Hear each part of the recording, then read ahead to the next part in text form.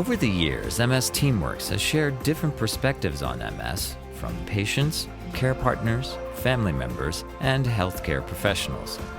Guided by our mantra, I have MS, I have a team, I have a future, we are proud to share new messages of hope and inspiration with the MS community. I have MS. I'm on your team. I have a future.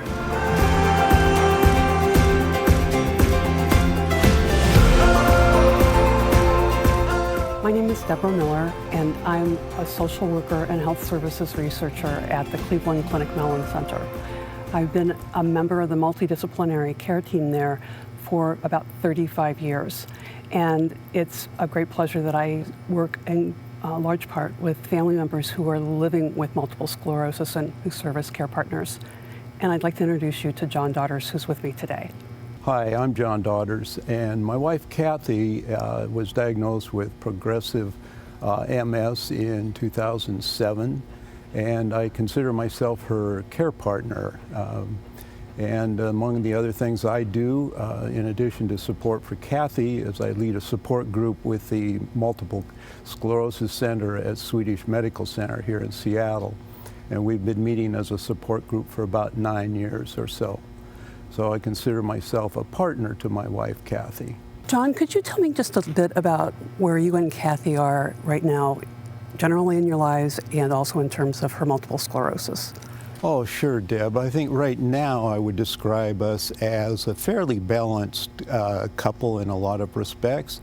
It's not that that balance is always perfect. I describe it as a wobbly balance. We're affected day to day by the MS symptoms. We're both looking at aging as well as living with a chronic disease. So issues come and go. We have the good days and bad days, as most everybody with MS does. But on the whole, I would say that we're fairly balanced. I would describe ourselves as a resilient couple in that sense. It certainly sounds that way from the conversations we've had prior to this video. For just a bit more context, could you talk about how your children came together as a family, and what were some of the losses that you experienced relatively early in your marriage?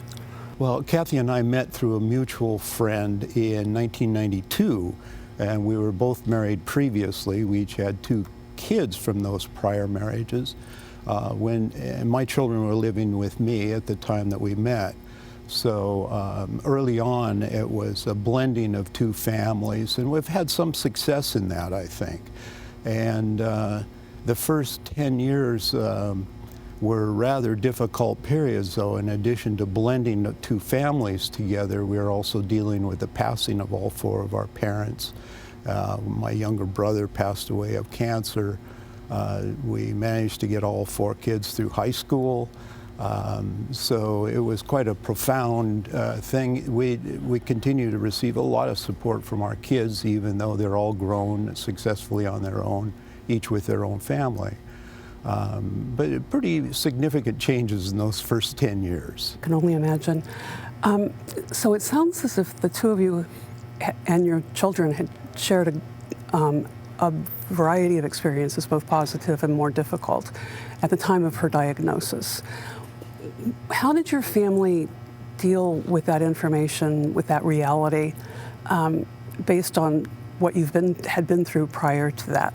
We were fortunate in some sense, I believe, that as opposed to the kind of more typical or stereotypic profile of MS, being a younger person, Kathy was later in life when she was diagnosed. So all 4 kids had flown the coop and were successfully on their own. So the impact of having children at home was lessened for us. And I think had that occurred somewhat earlier, we would have been facing a far more challenging situation, dealing with the passing of parents, my brother, and if we were still dealing with an MS diagnosis early on. So we're very fortunate that that came a bit later in life. We'd already gone through lots of ups and downs, and I think of it as kind of building a reservoir of life experience that we've been able to draw upon. Going through all those ups and downs has actually helped us face stress in a more accommodating sort of way, maybe. What would you say would be the next milestone in your MS experience? Because it sounded like things were fairly calm for a while after the diagnosis, but then you hit a really significant set of symptoms. Yes, we did hit some issues after the diagnosis. Within, I would say, the first 2 years, Kathy developed trigeminal neuralgia, and TN as an aspect of MS is probably one of the worst symptoms, I think, that a person with MS can experience. That led to real severe pain issues that we really needed to get on top of.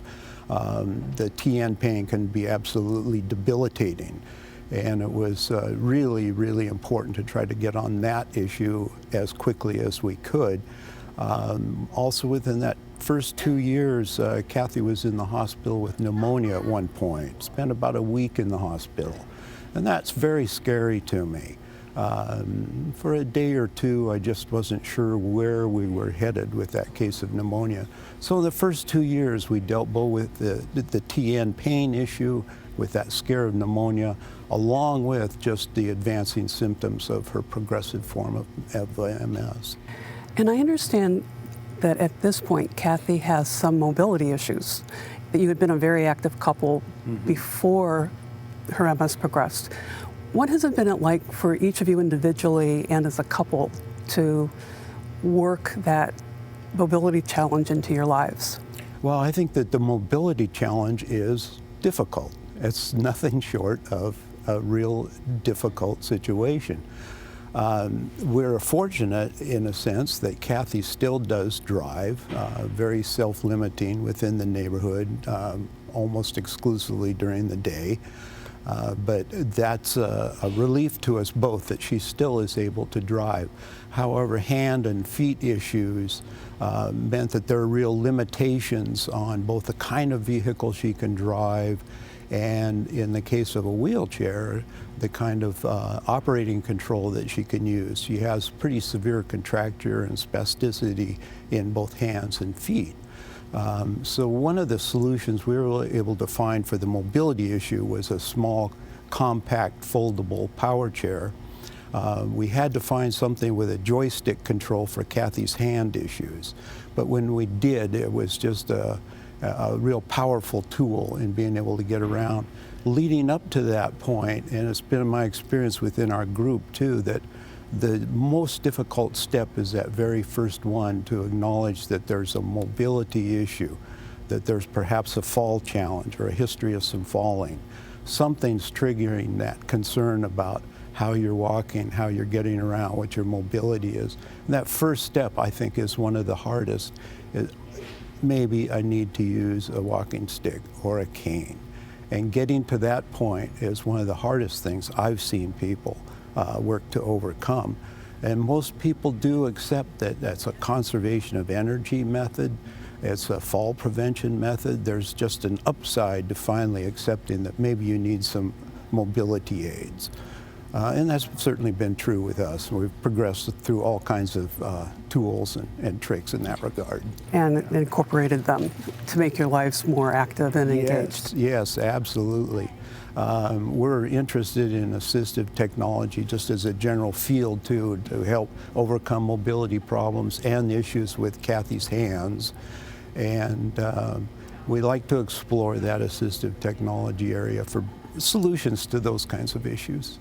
Cognition, memory problems, and difficulty with problem solving are symptoms of MS that people sometimes experience. Actually, 50% of people with MS have some sort of cognitive problem that they have to manage, but some people have more accumulated cognitive problem that makes it difficult for them to be involved in decision making. Have you and Kathy had much experience with that? Well, there are some cognitive issues. We had a pretty good conversation about this just the other day, in fact, and there are some slight memory issues, I would say. The larger issue seems to be on ability to focus, and Kathy sometimes will tell me that she does better when she's allowed to focus on one thing at a time. Not too much distraction, not too many side conversations. But processing speed, I think, is probably a part of that with MS. And it just goes better if we slow down a little bit, focus on one thing at a time. Kathy explained to me just the other day that for her, that kind of distraction is like walking into a Costco and you're bombarded with those big screen TVs and the marketing and all this stuff, and it's hard to focus on what you came for, which might be just a case of toilet paper and a rotisserie chicken, but you've got to go through this gauntlet. Kathy says that's a bit like it is for her in just attending to one thing at a time, not being bombarded by all that sensory input. It's really great that you have identified that limiting the distractions and being able to focus just on one topic at a time, it's something that a lot of people don't understand, and it can be a source of confusion and frustration. So that's really commendable. I'd like to ask you about what the most difficult or negative emotion or experience you've had as a care partner. Well, that's a pretty easy one. The biggest challenge for me as a care partner is simply patience. The need for me to slow down again, as we try to do with Kathy, and that attention aspect. If I slow myself down, not throw too many things out, I can prevent some frustration by just taking one thing at a time. And also patience sometimes is directed to other family members as well. I was reminded the other day when I kind of boiled over a bit with one family member that we're past time to talk with them about where we were currently. And it was a reminder that we need to be communicating with our family members, perhaps better than we do. And I think when I do that, it helps my own patience level, because now I'm explaining some of the things that can frustrate me. We had a good sit down with one daughter the other day to kind of go through this and catch up a little bit. I think that communication is a real key part of that patience aspect. I think sometimes, though, the issue gets to the point where I just have to stop, take a couple of deep breaths, and that almost always helps. Do you have other things that you do to make sure that you maintain your own well-being, that you keep your own batteries charged? Sure. I think as far as what I do for myself, keeping myself going, I think one of the primary things is the support group that I've been involved with now for a little better than 9 years. That has become a very important thing in my life. And in addition to monthly meetings, we'll frequently get together as smaller groups for lunch or for coffee, this kind of thing. There's a social aspect to that group too, besides just that simple monthly meeting. Those I've come to value just very much. It's so nice to go out to lunch with a friend and both of you understand that you don't need to start the conversation with explaining what MS is. You already are on that same level. You're in the same boat. So within a group that shares that common ground, I think there are real opportunities for pretty meaningful social interaction. I also have a group of other guys that I get together with about once a month, primarily for the goal of drinking beer. But it does me a lot of good to get with these friends. We've been meeting for over 50 years now, and so there's a sense of belonging in the community, I think, that helps stabilize me too. So I have these groups to refer to, and they help a lot. Wonderful. We had talked about some of the difficult feelings or experiences you've had, but it sounds like you and Kathy have had some really positive experiences as well, in terms of being able to find ways to be outdoors. Mm-hmm. And it would be great if you could talk about that some. We have found a lot of meaningful things to do in life well beyond MS. We try very hard not to let MS rule our lives or the day-to-day functioning of our lives. We have a big range of interests. We've taken some classes together over the years. We're always interested in lifelong learning aspects. We tend to read, and we like to travel. Travel is one of those things where we can step outside of that MS world And we get caught up in things like that too. We continue to camp with the little VW camper that we have, but there again we have to rely upon assistive technology for tools to keep us going. So we found a couple of years ago that it was getting harder and harder for Kathy to get in and out of our camper.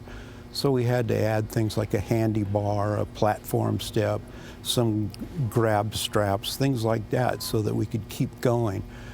We still are camping a few times every year. We have one family camp out coming up this summer that we're looking forward to. And is there also a group, an outdoor group, that focuses on and makes accessible outdoor activities possible for people? Oh, thanks for mentioning that one, Deb. That's one of the most important things to me, is that outdoor recreation and a social aspect. We've hooked up with Outdoors for All Foundation. A few years ago, I helped to organize probably the first picnic that used for the MS community, that used adaptive bicycles and kayaks out on Lake Washington. We brought out people, we had about 100 people come out to that very first picnic, which has now been rolled into the Adventures program at our MS Center. And that was just a terrific thing. It just gave me a lot of sense of fulfillment, a lot of satisfaction. I think back on it now as one of the best things I probably have ever done, really. To have people come up and say, that's the first time I've been on a bike in 10 years, or something like that. You know, it's just a wonderful, wonderful thing to see, to experience. And it's feedback for me, too, that kind of helps me keep going. So going outside, recreation in a social aspect like that, that is one thing that really keeps us going. What you've described in some way is what we like to make sure that people create for themselves, and that's an MS-free zone, a part of their lives that is unaffected by MS. And it sounds like both of you have been able to do that together. I think we have created that MS-free zone, and I like that concept too. I think it's so important to be able to step away from it. At the same time, you realistically accept that it is a part of your life, but it doesn't have to rule your life. So for us, I think we'd probably say that travel is our overwhelming favorite passion. And we have a trip coming up next month that we're very much looking forward to. Typical ahead of any larger trip, we do a lot of reading, we watch movies, we might go out to a couple of restaurants that have the cuisine maybe of our destination. We really absorb it. When we do that, we're totally out of the MS zone at all, even before we've taken the trip. With this upcoming trip, we decided the other day, well, maybe we don't even need to take the trip because we've enjoyed all the reading and the movie watching so much ahead of time. But it takes us out of that MS world, and I think it's really important to try to find something that helps to do that. Wonderful, thank you. Finally, I'd like to ask you to talk about the importance of the comprehensive care center where Kathy receives her care and why receiving care that way is important to both of you. I really am a fan of the comprehensive care model. And when we started out, Kathy's symptoms, were left us in the position of needing to know what these early symptoms were without knowing, of course, what the diagnosis of those symptoms was. We first went to were referred to an individual neurologist that we simply didn't click with. We were passed to that person's partner who had what they call a special interest in MS by her own description, but we were concerned that there was no MS information in the waiting room. At the same time, we're beginning to read about the comprehensive MS center being developed at Swedish in this case. And we're fortunate that there are others in the Seattle area. But what it means for us to be going to a comprehensive care facility is that so many services exist under the same roof. People are talking to each other. And along with that, with patients and family comes a real sense of community that we've picked up on too. So there's a complete program both for both partners, for the person with MS and for the care partner as well. And I think those are just really important aspects. So all that's taking place in a place with a sense of real community, I think, and that's been very valuable to us. That's what we experience too as care providers in a comprehensive care center. John, I'd like to thank you so much for all of the thought and time that you and Kathy have spent discussing this interview and thinking about these issues. I just want to really say from the bottom of my heart, thank you. Well, thank you, Deb. I appreciate this opportunity. I think it's important to hear the care partner's voice, so I'm glad to chime in to the extent I can. Thank you so much. Thank you.